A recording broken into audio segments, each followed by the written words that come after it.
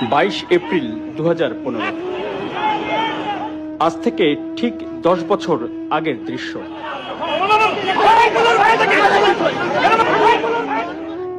রাজধানীর বাংলা মোটর সিগন্যালের ঠিক মাঝামাঝি জায়গায় সাবেক 3 বারের প্রধানমন্ত্রী বেগম খালেদা জিয়ার গাড়িবহরে হামলার দৃশ্য।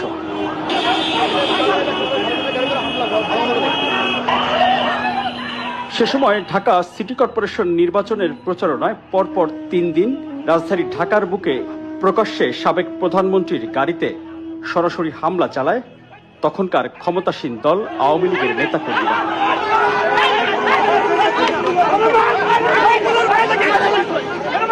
22 এপ্রিল 2015 বিকাল 5:30টার দিকে বাংলা মোটর সিগন্যালের কাছে পৌঁছালে অতর্কিত জয় বাংলা স্লোগান দিয়ে বেগম খালেদা জিয়ার গাড়িবহরে হামলা করে আওয়ামী লীগ ও ছাত্রলীগের নেতাকর্মীরা।